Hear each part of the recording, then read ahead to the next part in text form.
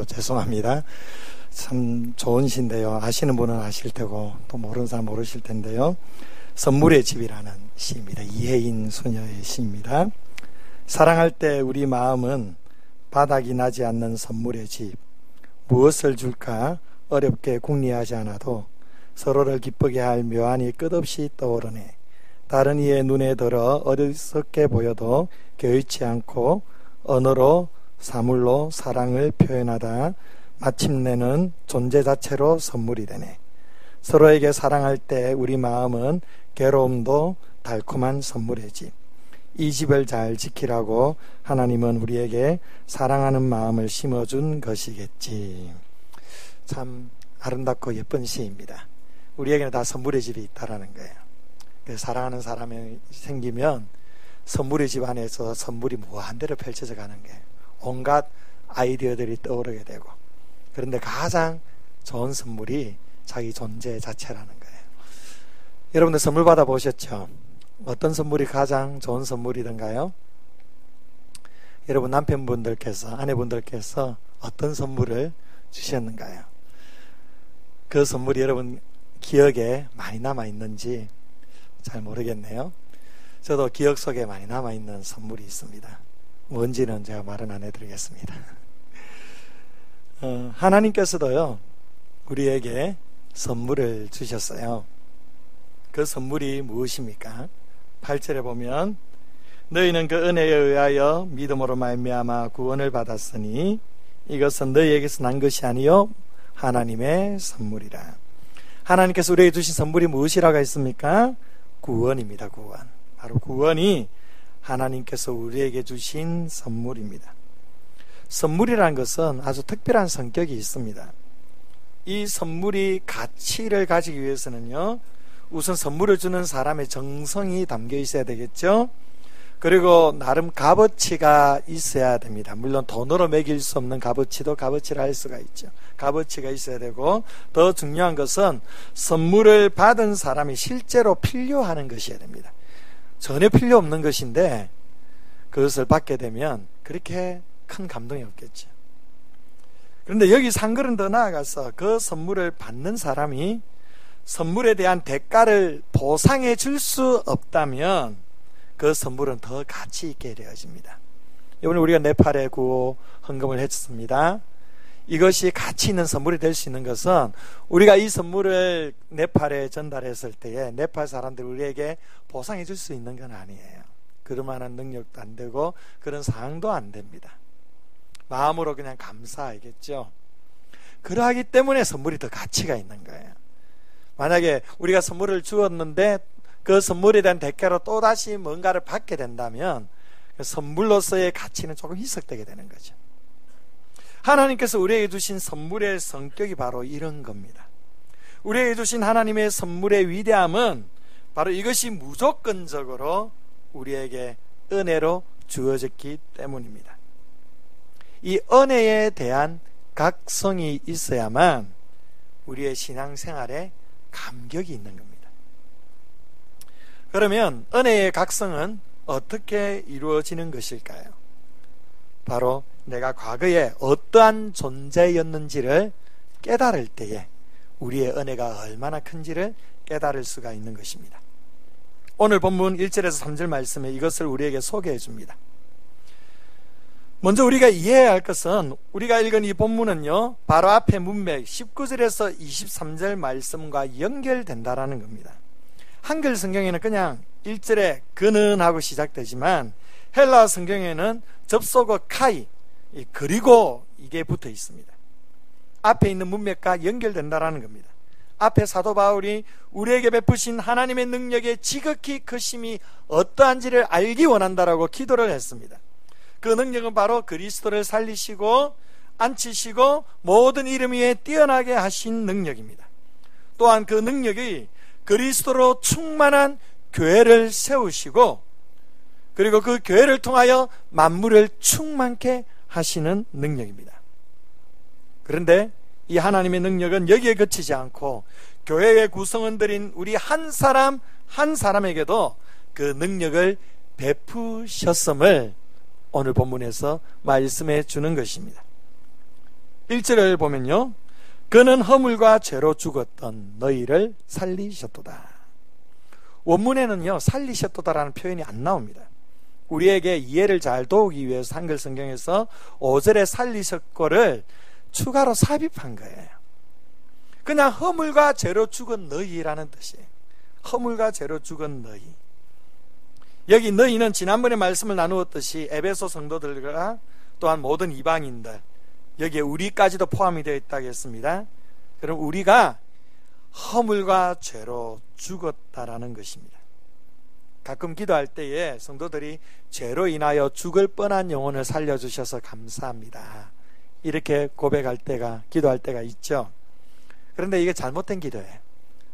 사실 엄밀하게 따지면 죽을 뻔한 게 아니라 죽은 거예요. 죽은 거. 이제 기도할 때 죽을 뻔했다 하지 마십시오. 죽었습니다. 죽었어요. 우리가 이렇게 죽은 존재가 된 이유가 무엇입니까? 바로 허물과 죄 때문이라고 말씀합니다. 허물이란 헬라어로 피랍토마라는 단어입니다. 따라해볼까요? 피랍토마. 피랍토마. 피랍토마. 곁으로 떨어졌다라는 의미입니다. 정해진 경계선을 넘거나 바른 길에서 벗어나는 것을 가리키는 단어이죠. 즉 하나님의 뜻과 하나님의 법의 범위를 벗어난 것을 바로 피랍토마라고 말합니다. 또 죄는 무엇이냐면, 죄는 따라합시다. 하마르티아. 하마르티아. 이것은 관역을 벗어나다라는 뜻입니다. 표준에 미치지 못하는 것을 뜻합니다. 누구의 표준에 미치지 못하는 것입니까? 바로 하나님의 표준에 미치지 못하는 것, 하나님의 기준에 이르지 못하는 것, 하나님의 그 관역에서 벗어나 있는 것, 이것이 죄입니다. 사실 이 허물과 죄라는 이 두 가지를 굳이 구분할 필요는 없어요. 다 그냥 죄입니다. 죄. 그런데 사도 바울이 이것이 얼마나 심각한 죄인지를 강조하기 위해서 다른 단어를 사용하고 있는 겁니다. 근본적으로 죄는요, 하나님과의 관계에서 이해하는 개념입니다. 단순히 규범적인 죄, 살인을 했다든지 거짓말을 했다든지 간음을 했다든지 이런 규범적인 죄를 죄라고 말하는 것이 아니라, 이것은 죄의 하나의 열매라고 볼 수 있죠. 그러나 죄는요, 하나님과의 관계에 있어서의 죄입니다. 사람이 하나님을 밀쳐내고 스스로 삶의 중심이 되어 자신을 높이고 하나님을 반역하는 것, 하나님으로부터 이렇게 멀리 떠나 있는 것, 이것이 죄라는 것입니다. 사람은요, 본래 하나님께 순종하고 하나님을 의존할 때에 영적인 생명을 누릴 수 있도록 지음받은 존재입니다.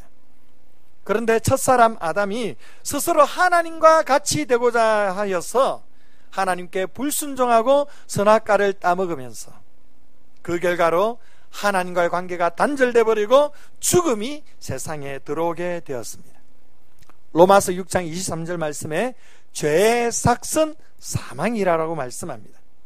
이 죄의 결과가 바로 죽음이라는 것입니다. 이 죽음은 삼중적인 의미가 있습니다. 첫 번째로 하나님과의 단절을 의미하는 영적인 죽음입니다. 오늘 본문 1절에 허물과 죄로 죽었던 할 때 이 죽음이 바로 영적인 죽음입니다. 하나님과 단절되었다는 것입니다. 두 번째로는 육체적인 죽음입니다. 히브리서 9장 27절 말씀에 한 번 죽는 것은 사람에게 정해진 것이에요. 모든 사람은 다 육체적으로 죽게 되어 있다는 것입니다. 모든 사람이 죽음의 이 메커니즘 속에 들어와 있다는 거예요. 산소의 파라독스라는 말이 있습니다. 이것이 무엇이냐면, 산소는요, 우리의 생명을 유지하는 데 있어서 가장 중요한 겁니다. 이 산소를 공급받을 때에 세포가 활기를 띠고 생명력을 유지할 수 있는 겁니다.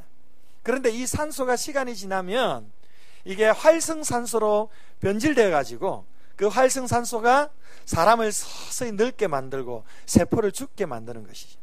이 산소가 사람을 살리면서도 사람을 죽이기도 하는 것입니다. 그러니까 사람은요, 이 죽음이라는 이 메커니즘 속에 절대 벗어날 수가 없는 겁니다. 다 늙어지게 되어 있고 다 죽게 되어 있습니다. 이 육체적인 죽음이 바로 죄의 결과라는 것이죠. 그러나 여기에서 끝나지 않습니다. 히브리서 9장 27절 후반절에 보면 그 이후에 심판이 있으리라. 한 번 죽는 것은 사람에게 정해진 것이요 그 이후에는 심판이 있으리라. 즉 육체적으로 죽는 것으로 끝나는 것이 아니라 영원한 형벌, 영원한 죽음이 우리에게 기다리고 있다라는 것입니다. 이렇게 우리는 죄의 결과로 영적으로도 죽었고 육체적으로도 죽어가고 있으며 또한 하나님의 심판 앞에 영원한 죽음에 이르게 됩니다. 이것이 죄 아래에 있는 모든 인간의 실존입니다. 어느 누구도 예외가 없습니다. 이 허물과 죄 때문에 우리는 죽었을 뿐만 아니라 2절에 보면요 그 가운데서 살았다라고 말씀합니다. 허물과 죄로 죽었는데 살았어요. 어떻게 살았느냐? 그 허물과 죄 가운데 살았다라는 겁니다. 허물과 죄가 이 죽음의 원인이라고 한다면 여기서 벗어나야만 소망이 있지 않겠습니까? 그런데 계속 거기에 허우적거리고 있는 겁니다. 죽었다라는 의미가 정적인 것이 아니라 허물과 죄 가운데 적극적으로 살아가는 동적인 상태에 있다라는 것입니다. 어떤 식으로 살았습니까? 말씀을 보면 먼저 세상의 풍조를 따랐다라고 되어 있습니다. 세상의 풍조를 따랐다. 원어적으로 더 정확하게 번역하면 이 세상의 가치관, 이 세상의 가치 체계에 따라서 살았다라는 의미입니다. 이 세상은요 하나님과 전혀 상관없는 악하고 어두운 세상입니다. 세속주의로 가득한 세상입니다. 이 세속주의적인 시대 속에 사람들의 정신을 지배하는 그런 가치체계가 있다라는 것입니다. 역사와 문화는 계속 발전을 하죠. 그러나 어느 시대이든 어느 나라이든 변하지 않는 사람들의 정신세계를 지배하는 가치체계가 있어요. 오랜 옛날부터 지금까지 변하지 않는 것입니다. 그것이 무엇인지 아십니까? 바로 돈과 섹스와 권력입니다. 하나님이 없는 인간의 욕망은 바로 이 돈, 성, 권력 이런 것으로 나타납니다. 인간의 타락의 그 죄와 그 악 가운데서 이 돈과 성과 권력은 변질되어서 이것이 사람들을 더욱 타락의 길로, 파멸의 길로 가게 하고 있는 것입니다. 원래 이 세 가지는요 악한 것이 아니에요. 리차드 포스터는요 그의 책 돈, 섹스, 권력에서 이런 얘기를 했습니다. 세속적이라 여기지는 돈, 섹스, 권력과 같은 문제들에 직면하여 올바른 관계를 맺는 일은 삶을 성스럽게 살아간다는 것을 의미한다. 돈, 섹스, 권력들을 오용하고 남용한다는 것은 하나님의 성스러운 것들을 더럽히는 일이다. 무슨 의미입니까? 이 돈과 성과 권력은요 본래 성스러운 거라는 겁니다. 왜냐하면 하나님의 창조의 영역이기 때문이에요. 그래서 돈을요 잘 사용하면 그것은 축복이 됩니다. 또한 성이라는 것도 결혼이라는 바운더리 안에서 부부간의 친밀감을 더해주는 거룩한 행위가 됩니다. 이게 결혼이라는 번주에 벗어나고 남자와 여자의 생리학적인 것을 벗어나게 될 때 이 성은 추한 것이 되고 부패한 것이 되고 사람을 파멸하게 만드는 것이죠. 권력이라는 것도 본래 하나님께서 주신 선한 가치입니다. 하나님께서 인간에게 생육하고 번성하며 땅에 충만하라고 권력을 위임해 주셨습니다. 우리가 가정의 가장으로서 권력을 위임하신 겁니다. 어떤 정치적인 제도나 사회의 어떤 제도, 그런 공동체 안에서 권력을 위임함으로 말미암아 그 권력을 통하여 세상의 질서를 유지하게 만드는 겁니다. 다 좋고 선한 겁니다. 그런데 사람들이 이 죄로 말미암아서 이 돈과 성과 권력, 아주 강렬하고 매력적인 이 영역을 집착하기 시작하는 거예요. 돈에 집착하고 성에 집착하고 권력에 집착을 하는 것입니다. 이것을 얻기 위해 집착하는 게 바로 탐욕이라는 겁니다. 그래서 사람들은 이 세 가지로 말미암아 파멸의 길에 치닫게 되는 것입니다. 이 세상에 나타나는 모든 죄의 양태들은 다 여기서 나오는 것이죠. 이 세상의 풍조에 따랐다라는 이 말씀에는요, 어느 누구도 이 말씀 가운데 자유로울 수가 없습니다. 여기 있는 저와 여러분도 마찬가지입니다. 우리가 예수 그리스도를 알기 전에, 예수 그리스도를 믿기 전에는 바로 이 돈과 성과 권력에 집착하면서 그것을 붙들고 살아갈 수밖에 없는 존재였다는 것입니다. 뿐만 아닙니다. 구원받고 난 이후에도 우리가 하나님과의 관계가 멀어지게 되면 반드시 이 돈의 유혹, 성의 유혹, 권력의 유혹이 찾아와서 우리를 무너뜨리게 하는 것입니다. 오늘날 믿는 그리스도인들도 얼마나 이 세 가지에 무너져가고 있습니까? 심지어 목회자들까지도 이 돈과 성과 권력에 무너져가는 것들을 얼마나 많이 보고 있습니까? 목회자이기 때문에, 목회자이기 전에 사람이기 때문에 이런 유혹으로부터 미혹돼서 넘어지고 무너지게 되는 것입니다. 예수 그리스도를 알기 전에는 이렇게 세상의 풍조를 따르는 사람으로 살아왔다라는 것입니다. 또한 말씀해 보면 공중의 권세 잡은 자를 따랐다라고 기록합니다. 공중의 권세 잡은 자, 공중의 권세를 지배하는 사람, 지배하는 자. 이 공중 권세의 지배자가 누구입니까? 바로 사단입니다. 마귀입니다. 이 마귀는 불순종의 아들들 가운데서 역사하는 영으로 소개합니다. 불순종이라는 것은 바로 복음과 신앙을 받아들이지 않은 불신앙의 상태를 가리키는 겁니다. 왜 사람들이 복음을 받아들이지 않고 예수 그리스도를 믿지 않는 것입니까? 마귀가 역사하기 때문입니다. 여기에 역사하는 이 부분은요, 1장 20절에 그리스도 안에서 역사하사 할 때의 역사, 그 역사와 똑같은 원문을 사용합니다. 하나님의 능력 행하심을 나타내는 단어가 사단에 대해서도 사용되고 있는 것이죠. 이것은 사단의 영향력이 얼마나 큰지를 잘 나타내 보여주는 것입니다. 물론 하나님의 역사를 사단이 뛰어넘을 수는 없습니다. 그러나 사단의 영향력과 그 역사는 절대 우리가 무시할 수 없는 것입니다. 모든 인간은요, 영향력을 받게 되어 있습니다. 하나님의 영향력 아래에 있든지 사단의 영향력 아래에 있든지 이 둘 중 하나에 속해 있을 수밖에 없는 것입니다. 우리의 과거는 어디에 속해 있었다고 말씀하는 겁니까? 공중권세 잡은 자, 사단에 속해 있었음을 말씀하고 있습니다. 이방인이든 유대인이든 어떤 사람이든 예외 없이 태어나면서부터 오늘 말씀에 보면 본질상 하나님의 진노를 받은 자녀, 이런 존재로 태어나게 되었습니다. 이것이 본래 하나님 앞에서의 인간의 모습입니다. 여기까지 얘기하면 참 마음이 답답해지죠. 좀 불편해지죠. 본질상 우리가 진노의 자녀다. 때로는 좀 받아들이기 힘들기도 한 것 같습니다. 그래서 세상 사람들은 교회를 싫어합니다. 자꾸 죄에 대해서 얘기하니까, 자꾸 죄인이라 하니까, 특별히 남들에게 피해 준 것 없이 잘 살아온 것 같은데 교회만 오면 죄인이라고, 너는 죄라고, 죄인이라고, 지옥 간다고 그렇게 말하니까 불편한 거예요. 그래서 고상한 거 믿고 싶다. 교회는 죄인이라 하니까 좀 싫고 좀 고상하게, 좀 마인드 컨트롤 잘하면 성공할 수 있습니다. 뭐 이런 데를 가고 싶은 거예요. 그런데 어쩔 수 없습니다. 이건 진리입니다. 죄로 말미암아 본질상 진노의 자녀들입니다. 우리에게 정말로 그렇다면 소망이 없는 것일까요? 본문 4절을 주목하시길 바랍니다.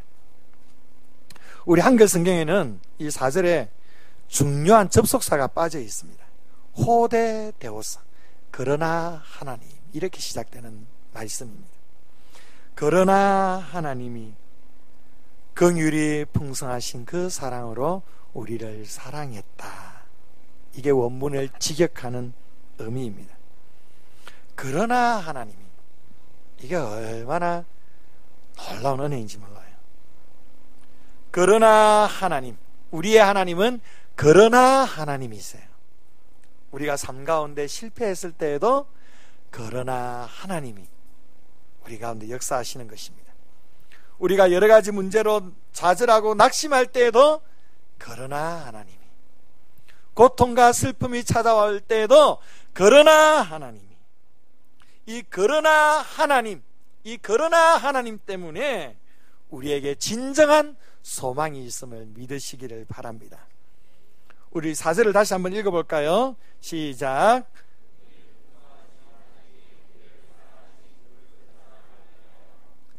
네, 우리가 세상의 풍조를 따르고 마귀에게 종노릇하고 육체의 욕심을 따라 지내는 본질상 진노의 자녀임에도 불구하고 하나님의 풍성한 그 긍휼하심이 우리에게 임하였다라는 사실입니다. 호시아서 11장 8절에 이 긍휼에 대해서 이렇게 표현해 줍니다. 한번 띄워볼까요? 함께 읽어봅시다. 시작.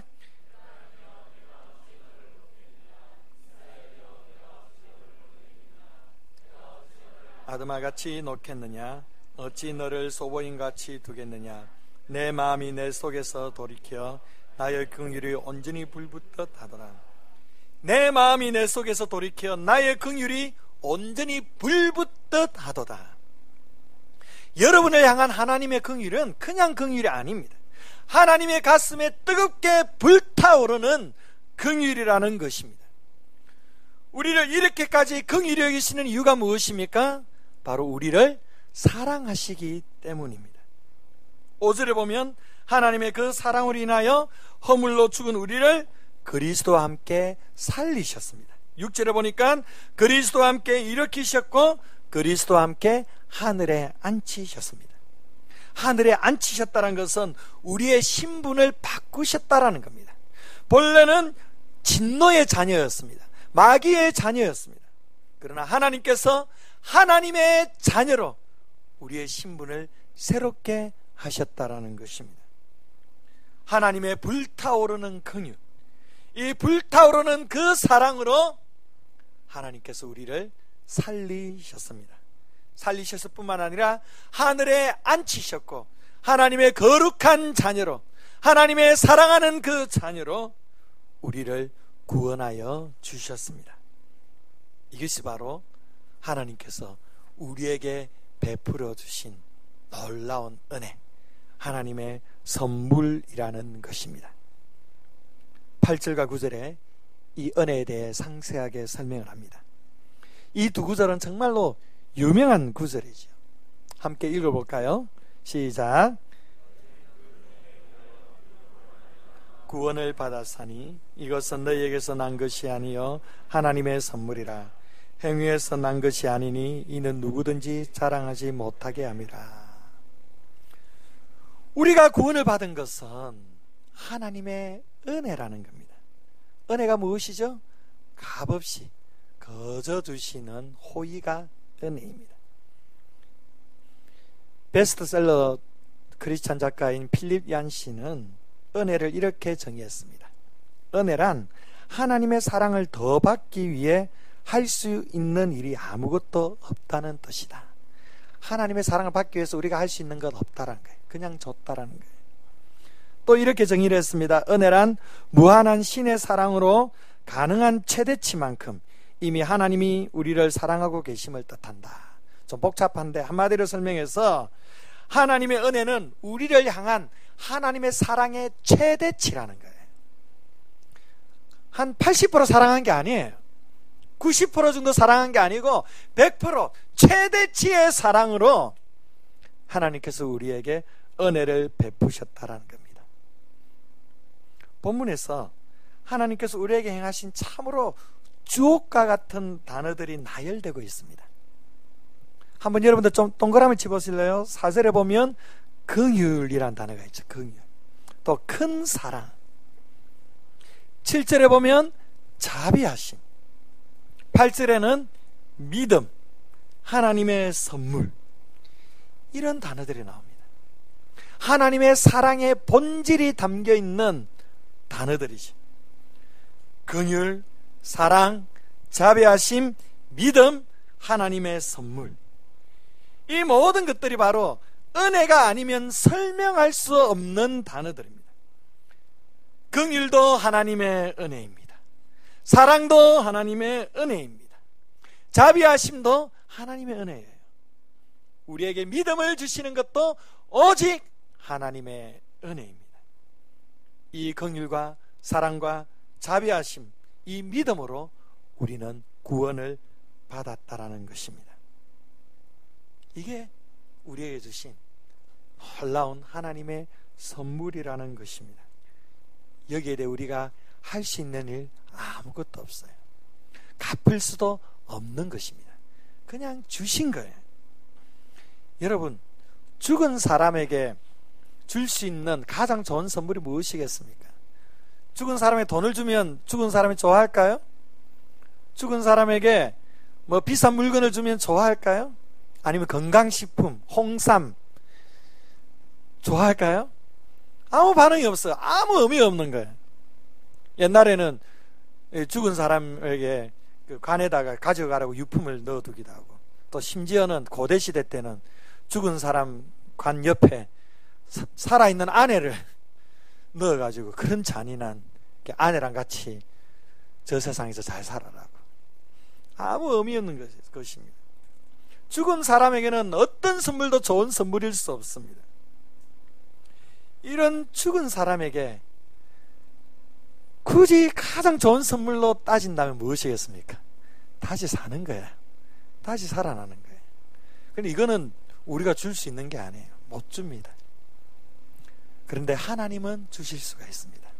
하나님은 가능하십니다. 하나님께서 죽은 우리에게 다시 살리신 선물을 주셨다라는 것입니다. 이것이 은혜입니다. 여러분이 만약 예수 안 믿었으면 지금 어떤 사람으로 살고 있겠습니까?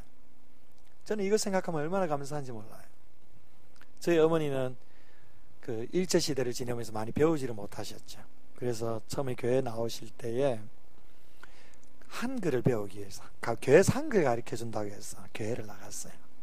그러면서 한글을 깨우치다가 예수님 만나고 그 믿음으로 우리 자녀들을 잘 양육해 주셨죠. 그래서 제가 지금 이 자리에 있는 건데 얼마나 감사한지요. 저 또한 저의 삶을 생각해 보면 참 어릴 적에 열등감도 많고 자존감도 낮고 참 별 소망이 없어 보이는 제가 이렇게 예수 믿고 구원받아서 이 자리에 서 있다는 거 얼마나 축복입니까? 제가 만약에 예수 믿지 않았더라면 정말 생각해도 끔찍해요.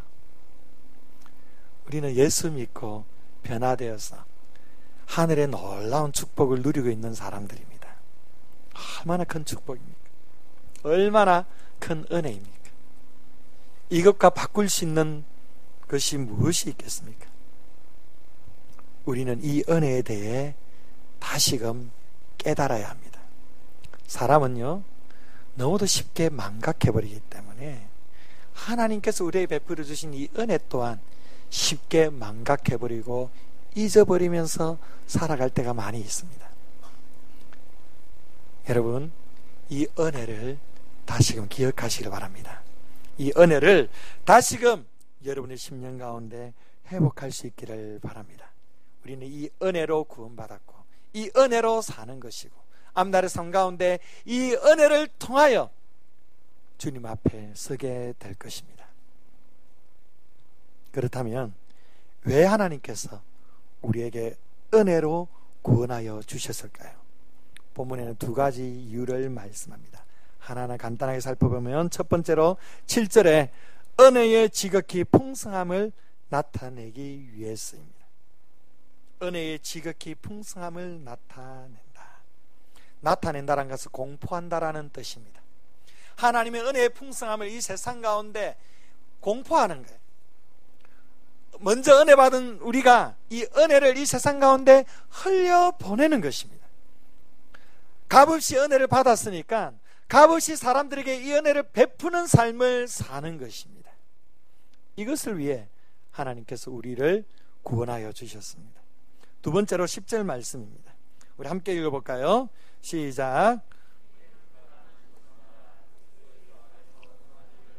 지으심을 받은 자니 이 일은 하나님이 전에 예비하사 행하게 하려 하심이라. 하나님께서 우리를 만드셨습니다. 그래서 우리는 하나님의 걸작품들입니다. 믿으십니까? 우리는 하나님의 걸작품으로서 이 땅에 어떻게 살아야 되느냐? 하나님의 선한 일을 행하면서 사는 것입니다.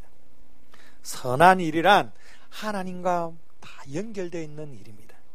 모든 우리의 삶이 하나님께 영광이 되고 하나님께 찬송이 되며 하나님의 이름을 높여드리고 하나님의 살아계심을 세상 가운데 증거하는 이 모든 일이 하나님의 선한 일입니다. 하나님께서 이 선한 일을 행하기 위해서 우리를 구원하여 주셨다라는 것입니다. 사랑하는 성도 여러분, 우리가 은혜받아 구원받았으니까 이제는 주를 위해 살아가시기를 바랍니다. 우리의 삶을 통하여 하나님의 영광을 크게 드러낼 수 있기를 바랍니다. 이것이 바로 구원받은 하나님의 백성들이 이 세상에 존재하는 이유입니다. 먼저 은혜받은 우리가 이 은혜를 깨닫고 이 은혜 속에 살아가면서 이 은혜를 세상 가운데 흘려보내는 복된 삶이 되시기를 주의 이름으로 축원드립니다. 할렐루야. 우리 함께 찬양